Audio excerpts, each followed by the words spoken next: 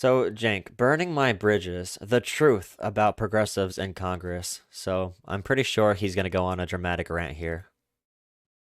Hey everybody. So here we go. I'm going to burn my bridges. I got to tell you what's the reality about progressives in Congress. So let me be clear: they do not have bad intent. They all mean well. They all want the $15 minimum wage passed. They want Medicare for all passed. They want Green New Deal passed. They want all of that. Okay, they're good people. But tonight they'll meet, and they will very, very, very, very likely decide to do nothing about putting $15 minimum wage back into the COVID relief bill. And that means we will lose on $15 minimum wage. What are they going to do? They can't force people to adopt a policy that they don't feel pressured to do. Like, 8 Democratic senators voted against the $15 minimum wage. What are the progressives supposed to do? Like, force them to? You think Joe Manchin is going to be pressured by AOC in West Virginia to vote for a $15 minimum wage? Are you kidding me? But it also means, and this is the most disheartening. And it's not politically good, by the way, for progressives to hold up the COVID bill, Joe Biden's first big play. That would be terrible for their political power. Cenk, oh my god, dude. I think he's too emotional for politics. Part, and this is why I'm doing this video and telling you guys. That means we will lose from here on out.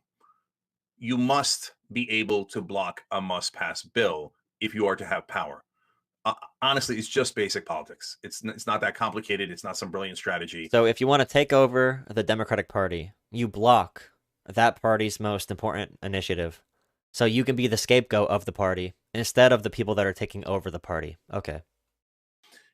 Why does Joe Manchin get everything he wants? Why is he like now? People are wondering, is he the president?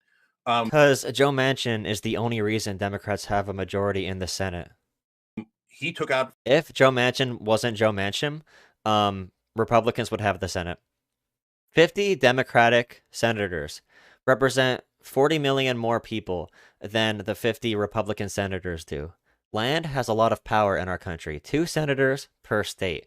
That means having any type of majority in the Senate for Democrats is going to be very difficult because all the small states are going to be conservative. Liberal states are more concentrated in bigger cities in bigger states. But those bigger states, no matter what the population is, like California and New York, those states, no matter what, have 2 senators. So naturally, the Senate is going to be a very difficult thing to actually crack. So you have to make your best play to pass the $15 minimum wage through reconciliation. And if that doesn't work, then you are done at the federal level for like minimum wage. You keep pushing for it. You keep on creating public pressure. You keep on trying to sway politicians. You keep on making that effort. Progressives are doing what they can. There's nothing else they could have done. Making a bridge burning video about this is so childish. $15 minimum wage almost single-handedly from this bill. Why? He said, I won't vote for the bill if it's in it. That's how you do politics. And people might find that uncomfortable. And if you're a good progressive and a good person, you might say, well, that endangers people a little bit and it delays the bill a little bit and he shouldn't. Manchin has a world more of bargaining power than progressives do. Do that. Okay. Especially with our goal. We're not going to get Medicare for all done. We're not going to get the Green New Deal done. We're not going to get this stuff done without political power in the Democratic Party. It doesn't make sense to hold this up if you're like Bernie or AOC or whatever. It doesn't make sense. Yes, but it does lead to power. It does lead to a seat at the negotiating table. If you're not willing to block a bill, you have no power at all. And that is current state of play. So look, I'll get to people who should deserve a tiny bit of credit and those that don't. But I need you to understand that this is meant to be constructive, and I will not just do it as criticism and then leave it be. I'll tell you what should happen and what could actually lead to a victory. So when you have a must-pass bill like this COVID relief plan, you're not actually killing the bill if you vote no. Because what is Biden going to do? Drop it? He's not going to drop it. That's not a thing that's possible. You can't drop this. You can't drop the budget. You can't drop the defense bill. Okay, those are must passes. So what you do is you force, when you vote no, that forces them back to the negotiating table. But this time, you're actually at the table. Right now, we're not at the table at all. Now, if you're thinking, Cenk, why are you even talking about progressives? Aren't the people blocking this Manchin, et cetera? Yeah. And this is another symptom of people like Kyle or Jimmy Dore, where they assume they know everything about the world. Like, they know what's happening in these backroom meetings. They know what politics is actually about. Bernie Sanders and AOC, they simply don't get it. Their heart's in the right place, but, Cenk is simply so much smarter than them because Cenk has been so successful in real politics. Yes, but everyone leaves the analysis right there. And that's only half the story. Manchin goes, okay, the House version, the Democratic version of the bill, I will vote no, so you must do what I tell you. Okay, that is when progressives must do the equal and opposite. I'm going to call it the Manchin rule. Okay, you vote no, we vote no. You Sure, Warnock and Ossoff voted for the minimum wage and are the actual reason Dems have a majority, but if you look at it, like Joe Manchin, his seat has a lot of power regardless. If they wanted to hold it up, they would have that power as well. It makes sense for them politically to vote for the minimum wage.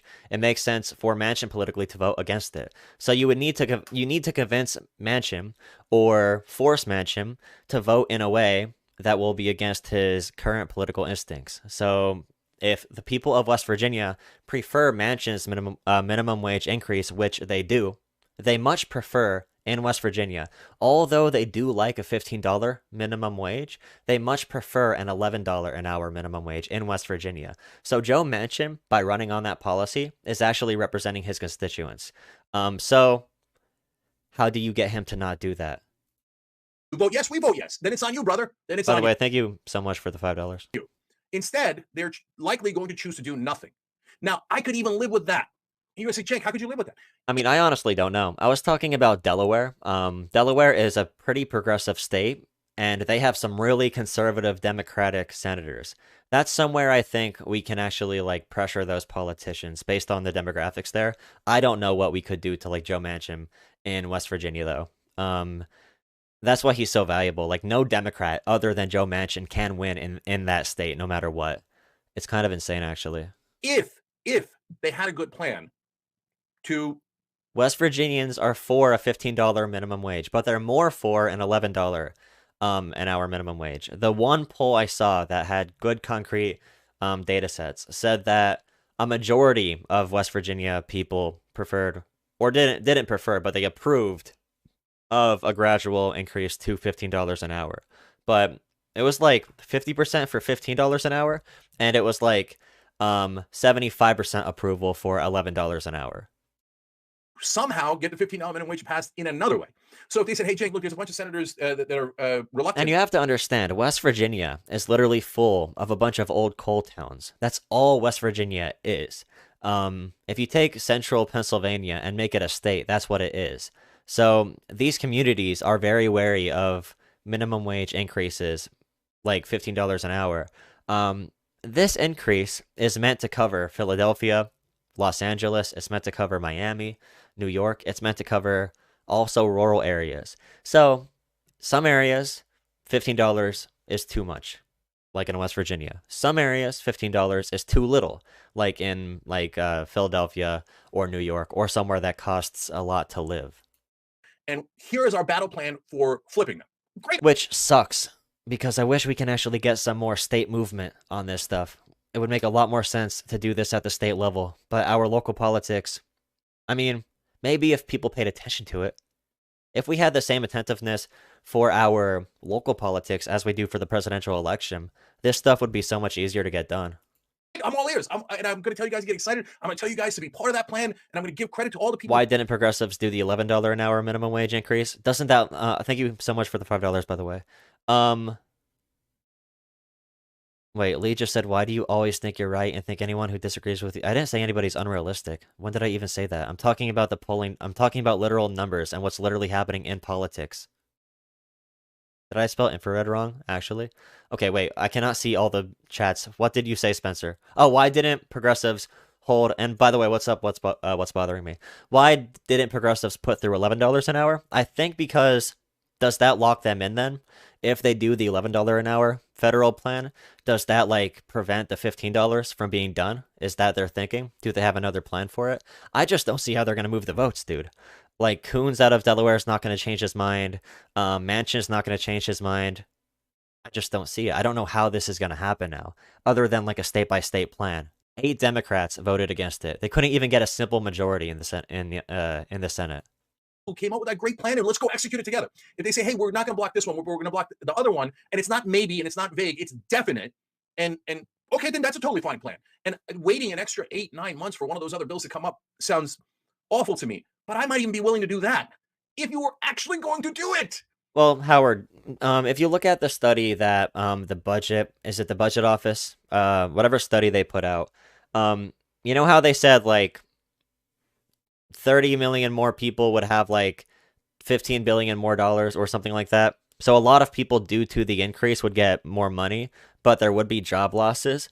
Virtually all the job losses they found were in rural areas. So places like West Virginia, places like Pennsylvania. So all the studies that do say there are job losses, and I think every study does say that, they say the losses are in like West Virginia and Pennsylvania. What I would say to that is get this expansive policy done. I want to have this done.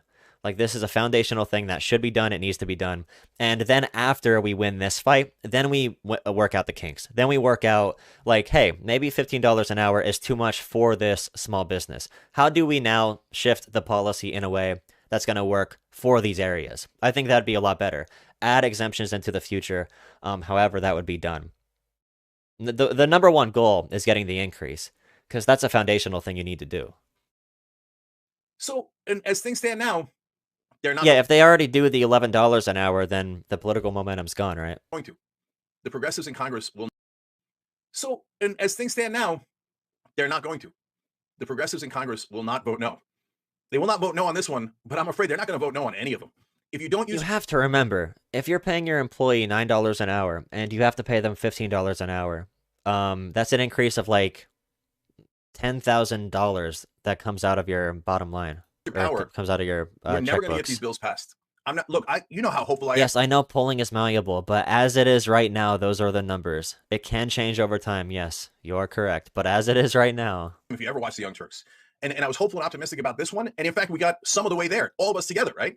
And so, if you got a good, sure, they can help small business. That's my plan. That's why I'd be for a $15 minimum wage, because I think considerations should be made into the future. Like I said, it needs to be done foundationally, but then uh, we have to make changes to it to make it work. good plan, I swear to God, we're going to go guns blazing all together on it.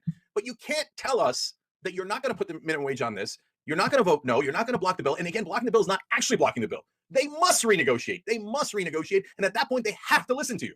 Right now, you're telling them they don't have to listen to you. Don't Bro, I think they'd be happy if progressives took a move like that. That could be like political suicide. I think they might be happy. Like establishment Democrats, they might they might welcome it. They can villainize them, dude. They are holding up the COVID relief package. They are doing it. Oh my God, dude. It's sort of like the forced to vote thing in a sense, because the polling data, um, depending on what you look at, you can think the entire country is for $15 an hour in the same exact way. I guess if you think the entire world is demanding this policy. But also, if you're not making minimum wage or lower than that, you're not going to have too strong of a support for it. Like, if you're making $100,000 a year, you might support a $15 an hour minimum wage and say that in a poll, but how much are you really willing to give to that? If a politician like Bernie Sanders holds up the COVID bill, he holds up a COVID bill that you really care about for $15 an hour, and although you support $15 an hour, you're not going to be affected by it, so it's not strong support. How does that play? worry about it. Only listen to Manchin. And that's exactly what's happening. Exactly what's happening. And by the way, if you're going to tell me your plan is, don't worry, Nancy Pelosi's on our side and she'll do it later. Okay, on that one, I'll be super clear. Hey, it's called building political power. Sorry. I mean, it takes a long time. It's not as simple as good stuff or bad stuff. It's taking over political power in the party. Like, it takes a long time. You're not just gonna, like, you can't just force 8 Democratic senators that voted no to vote yes. You can't just force them to do that. No matter how much I mean, unless if you want to try to draw, like I said, it would hurt you drawing a process out for like 3 months, whatever. Like, Joe Manchin is in a Republican state. He essentially is a Republican. He has more power than like Bernie Sanders does. If Bernie Sanders lost his seat, it wouldn't matter. If AOC lost her seat, it wouldn't matter. Joe Manchin has the power right now. It's how it is. That is not the correct answer.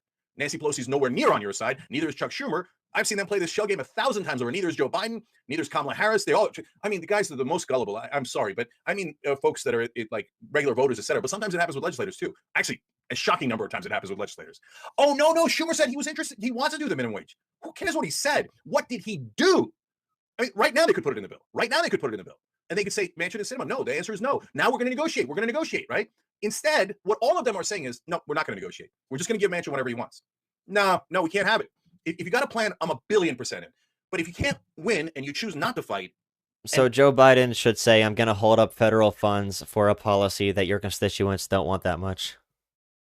So West Virginia people don't want the $15 an hour that much. So Joe Biden should do that. then you don't have a plan on top. No, no, I'm all the way out. So, and look, guys, Hey, if you want to be conspiratorial about it and you want to just assume politics works like that, like, ooh, 8 Democratic senators, we're going to force you to. We are going to force you to. We're going to strong arm you easily. 8 Democratic senators, let alone Republican senators that don't want it. jobs to do the news and be honest with you guys. And right now, I don't see any plan at all. And so you're not going to get minimum wage, $15 minimum wage, and you're not going to get any progressive priorities. They got to figure out what they want to do. So look, you want me to tell you obvious things? Sure. Start working at the state level. Get it passed at the state level if you don't trust the federal level. Why do we put all of our hope in federal politicians? It's the reality is Biden, Schumer, and Pelosi never wanted it. They were always going to play this game. And if you're a young Turks viewer, you know that for a fact because you saw me with your own eyes tell you over and over again, they don't mean it. They're never going to actually vote yes on minimum wage. That Biden never meant that promise. And I told you that was going to be the very first thing thrown out of the COVID relief bill. You all saw it with your own eyes. And that's exactly what happened. Why? Am I some political genius? No, it's super obvious. They work for the Chamber of Commerce. They work for their donors. It's the most obvious thing in the world. If we had any journalists in this country, you would all know that. They would show you the millions of dollars like we do. They would show you the millions of dollars that they take from their donors on those issues and how they vote with their donors. That's who Biden is. That's who Manchin is. That's who Sinema is. I mean, if they were like a wrestling tag team, they'd be called the Chamber, okay? Because they work for the Chamber of Commerce, who's their donors. It's the most obvious. So that's obvious, right? Like if you're a brain dead so-called journalist in D.C., you're like, oh no, they said it. I'm going to write down, oh, Biden wants it. Oh, golly gee, Biden, Schumer, and Pelosi. Wait, let's just think about that for one quick second. You're telling me Biden, Kamala Harris, Schumer, and Pelosi all want the minimum wage, and they have the House, the Senate, and the White House, but somehow they can't get it. Why? They ran out of shells, and they invented a thing called a parliamentarian. Does the parliamentarian actually exist? Of course it does. Does it have any power? No, zero power, none. If you really wanted it, well, did you see it? They voted on it as a party, and 8 Democratic senators said no. And on Biden's campaign page or any other campaign pages, all right, number one priority is respect the parliamentarian, even though he has no power. Number 2 is minimum wage. Number 3 is paid sick leave. No, we never saw respect rando parliamentarian that gives you advice. Okay, duly noted, dude, or in this case, the woman that's in charge, right? Great. Okay, I duly noted. I don't agree. Have vice presidents done that in the past? Yes, Hubert Humphrey did it many times. Many other vice presidents, and Walter Mondale did it. So it is very normal. It's part of Senate tradition to say, oh, yeah, I hear your advice, and I don't take it because the person with the power is the presiding chair. The vice president is the presiding chair. Biden is telling Kamala Harris, you are not to back the minimum wage. So don't tell me they want it when they have all the power in the world and they're not giving it to you. That means they don't want it. What they say is irrelevant. What they do matters. So now, so that's obviously true, right? So, but what about progressives? Look, I'll give Bernie half credit because we all asked them to introduce as an amendment. It looks like they're going to introduce it as an amendment. And so I'll give him, but if Bernie wanted to, and it's not just on Bernie, but it is also on Bernie, Elizabeth Warren, Ron Wyden, anybody, just one senator can go, no. If Manchin votes no, I vote no. Manchin votes yes, I vote yes. It's on Manchin, it's not on me. Not one of them is going to do that. Not one of them. Okay, now let's go to the House. You say, well, what do the progressives in the House have anything to do with this? It's a Senate issue. No, the House can easily block the bill because the Senate amends it. They send it back over to the House. The House has to vote again. Now, how many do you need in the House? Just 6. You just need 6 progressive Democrats to say no. We're not going to agree to never do the minimum wage. And look, I'll challenge them too. And so this is why I say it's burning the bridges. Because when you're out of power, then you're on the Young Turks and you're looking for, volunteers and donors. I'm keeping it real. And I don't begrudge that at all. I love that, right? Because I want our audience empowered. I want you to be able to effectuate change. That's what we're trying to do. We're trying to get you positive change in the world. And we promised you these bills. We promised you minimum wage. We promised you Medicare for all. We promised you a Green New Deal, college for all. And now to turn around. But when people get in power and you criticize them, I said people in West Virginia don't want minimum wage as much as other states, as they do an $11 one. I'm doing now. Even if it's in the most constructive way, even if it's in a loving way, saying, I know you've got good intent, but you've got to show me a plan for. You want progressive reform, you need to overpower them with political power. If it's not going to work, it's not going to work. Yes, criticize Joe Biden for not, going on his bully pulpit and demanding a $15 minimum wage. Yes, great.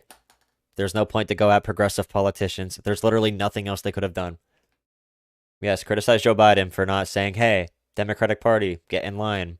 Do this. This is a big deal. It's popular. It would be good electorally for Democrats. Yes.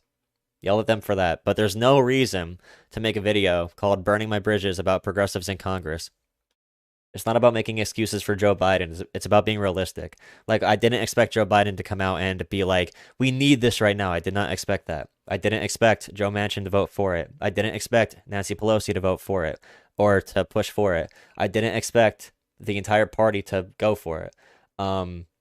I just didn't expect that. Yelling at progressives, though, there's nothing else they could have really done without risking huge political capital that they need for future endeavors. It's just how it is. You need enough power to overpower them. And if you don't have that power yet, you shouldn't throw it away. Sure, yeah. Tell people like, hey, why isn't Joe Biden pushing for the $15 an hour? Or why isn't Kamala pushing for the $15 an hour? Or whatever. Or why aren't these senators doing that when they're up for re-election? The scary thing really is, if they don't do something like $15 an hour, are they going to be electorally viable in 2022? The entire country might be dead because of 2022, because of 2024, if the Democrats don't do something big. So yeah, I agree. This is bad. But this video is just like, I don't know, emotional. He's unleashing his feelings, I guess. Burning bridges with progressives in Congress. That's just dumb. Actual success. They say, oh no, that's it. That's it. You burnt your bridges. You're not allowed to criticize anyone in power. No problem. Because I don't work for them. I work for you guys. I do. I literally work for you guys. You guys do the membership stuff and all the other stuff. I'm not going to let you down. My job. Yeah, once the Fed won't do it, then you got to work state level. Make sure the state elections are paid attention to just as much as the presidential elections are, and the federal House and federal Senate. Definitely. Get the $15 an hour passed in your state, yeah.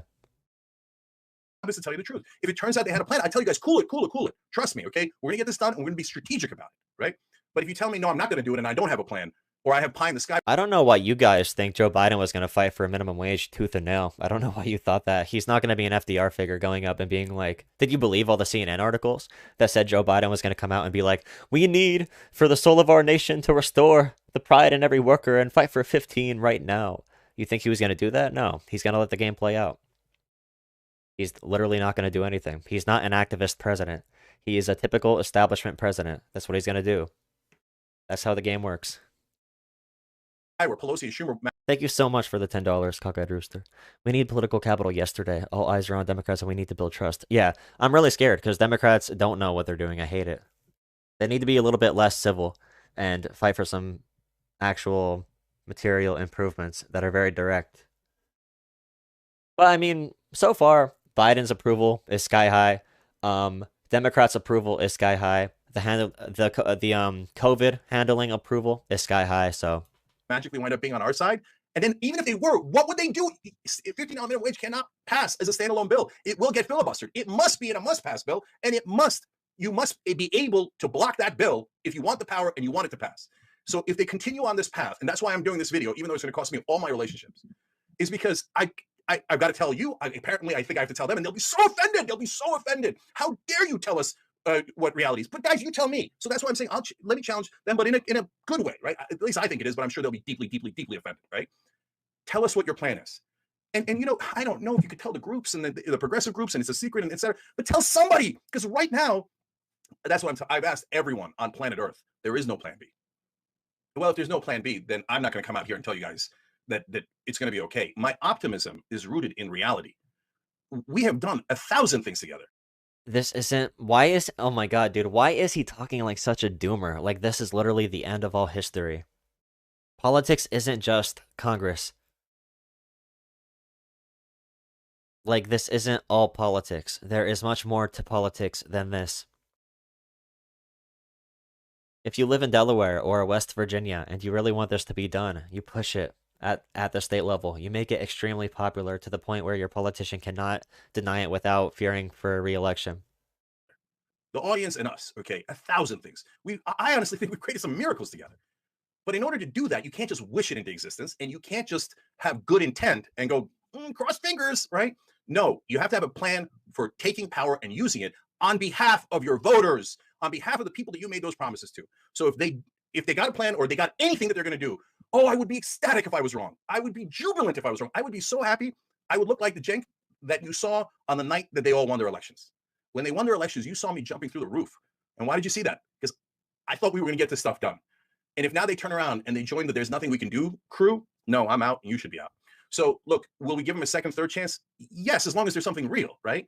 So I'm not drawing some sort of line and saying, oh, that's it. And I'm not pretending to have any power that I don't have. I have zero power. The only thing that I have is you guys. So if you guys say, hey, what Cenk is saying makes sense, I'll do that and I'll follow that path. Great. If you don't think it makes sense and you think, oh, no, they probably Pelosi and Schumer are on their side, and probably it'll happen a couple of years later. Okay, then you do that. Okay, and that's your choice. So if they want to come out and explain how they got a great strategy, I'm all ears, ecstatic to hear it, etc. But sure, he can do more. I'm not guaranteeing it would work, but he definitely can do more. He can definitely show that he's fighting for it directly and say, hey, I'm taking up this fight and I'm going to pressure people. I'm not saying he should be withholding federal funds for it. He wouldn't do that, but I don't know. If they don't turn around, that's why I'm doing the video. If they don't turn around, either tonight or ever, we have no chance of winning. They've got to hold the line. God, what a defeatist. Holy crap, dude. There's no hope. If you have power, the point of it is to use it. If you're the budget chairman, you should use your power as a budget chairman. How can you be against forced to vote and then be saying this? How can he hold both of those positions? How could he be for that and not for this? Or against that and for, like, what? Corporate Democrats do it all the time. Richie Neal kills us as the chair of the Ways and Means Committee. He has killed untold number of progressive legislation. And Pelosi goes, oh, there's nothing I can do. Richard Neal, the budget chair. I mean, the Ways and Means chair. There's nothing you can do. The chairman decides. Now we go to the Senate. All of a sudden, the chairman doesn't decide. Oh, come on, guys. We're tired of this shell game. How are we getting no new progressives elected to the Senate? Yeah, Bernie used his powers to force a vote. Great. But, like, we aren't winning elections. Progressives aren't winning elections. How are we supposed to get this stuff done if we aren't winning elections? How are we going to strong arm the political process if we can't win? If we don't have people that are in these positions of power? How are we going to, like, are we supposed to just, like, make it, like, do people think politics is like a boxing match or whatever, or like a fight, a street fight? You just keep on punching until you get what you want? Like, that's not how this works. Even if people thinking it's popular is one aspect of it. But as progressives, if we can show no ability to wage political power and to gain actual seats in government, why would they listen to us? Why would they do anything we'd want to do? Like, why would they do it?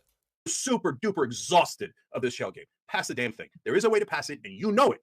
But you've got to, and now this, all right, anyway, you know what they got to do. They know what they got to do. If they don't do it, it's okay. There's no threats here. There's no nothing here. There's just disappointment and reality.